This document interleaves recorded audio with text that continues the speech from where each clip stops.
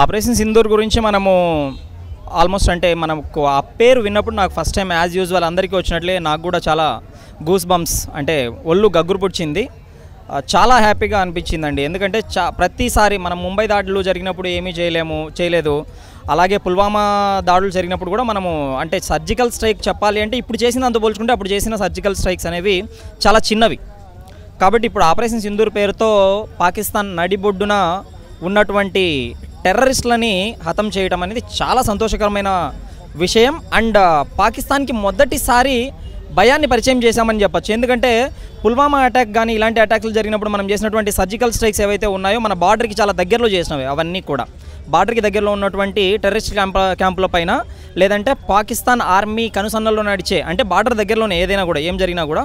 కానీ ఇప్పుడు జరిగింది వచ్చేసి పాకిస్తాన్ నడిబొడ్డులో పాకిస్తాన్ నగరాలైనటువంటి లాహోర్ కావచ్చు లేదంటే రావుల్పిండి కావచ్చు ఇలాంటి వాటిపైన దూసుకుపోయి పడ్డం అనేది పాకిస్తాన్లో మొట్టమొదటిసారి భయాన్ని పరిచయం చేసినట్లుగా నాకైతే అనిపిస్తుంది. మనము 26 మంది ప్రాణాలు తీసినందుకు చాలా ప్రాణాలు తీసాము. ఇలాంటి రియాక్షన్ ఉంటేనే పాకిస్తాన్ కంట్రోల్లో ఉంటుంది.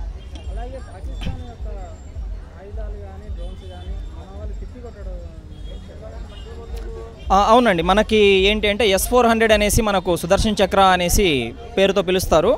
ఆ డిఫెన్స్ సిస్టమ్ నేను కూడా చాలా కాలం నుంచి ఏంటి అంటే మన దగ్గర ఏమేమి వెపన్స్ ఉన్నాయి, ఎంత బాగా అటాక్ చేయగలము అని మాత్రమే యుద్ధం గురించి ఎప్పుడైనా ఆలోచిస్తే నేను ఇలా మాత్రమే ఆలోచించేవాడిని. కానీ నిన్న మొన్న చూసినప్పుడు అటాక్ చేయడానికి ఎన్ని మిసైల్స్ ఉన్నాయి అని ఆలోచించడం కంటే ముందు వాళ్ళ అటాక్ని ఆపడానికి మన దగ్గర ఏం మిసైల్స్ ఉన్నాయి, ఆపడానికి మన దగ్గర ఎలాంటి ఒక డిఫెన్స్ వ్యవస్థ ఉంది, రక్షణ వ్యవస్థ అనేది ఎంత ఇంపార్టెంట్ అనేది నాకు నిన్న మొన్న తెలిసింది. ఎందుకంటే వాళ్ళు 400 డ్రోన్లు ప్రయోగిస్తే కనీసం 4 డ్రోన్లు మ్యాక్సిమం అంటే ఒక 4 అంటే 1% 100లో 1 మాత్రమే మన భూమిని తాకి ఉండొచ్చు.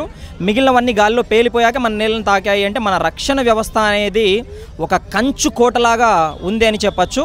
అలాంటి రక్షణ వ్యవస్థని మనము రష్యా కలిపి సంయుక్తంగా డెవలప్ చేశాము. ఈ విషయంలో ఒక ఇండియన్గా రష్యన్స్కి అందరికీ కూడా రష్యా కంట్రీకి నేను ఒక కృతజ్ఞుడిగా ఉండాలి జీవితాంతం అనే ఒక ఇది కూడా అనిపిస్తుంది. ఎందుకంటే దాదాపు 400 డ్రోన్లు అండి, 400 డ్రోన్లని మనము మన నేలని తాకుండా అడ్డుకోగలిగాము అంటే S-400 అనే సుదర్శన్ చక్ర అని పిలువబడే ఈ రక్షణ వ్యవస్థ అనేది ఎంత ఒక కనిపించని ఒక అడ్డుగోడ లాంటిది. చైనా వాళ్ళు అంటారు కదా, అది చాలా లెంత్ ఉంటుంది.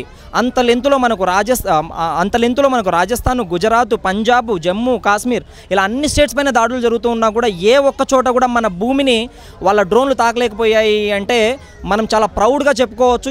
S-400 is the best defence system we have అని చెప్పేసి.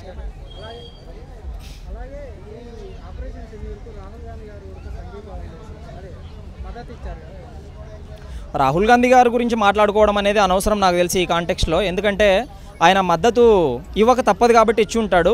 కాంగ్రెస్ ప్రభుత్వం చేసినవన్నీ మనకు తెలిసిన విషయాలే. ఇప్పటికీ కూడా కాంగ్రెస్ ఎలా మాట్లాడుతూ ఉంది, హిందూ వ్యతిరేకతని గుండెల్లో దాచిపెట్టాలని ప్రయత్నిస్తున్నా అప్పుడప్పుడు ఆటోమేటిక్గా బయటకు వస్తూ ఉంటాయి. ఎందుకంటే Hindu Subscribe us and press the bell icon for more interesting updates.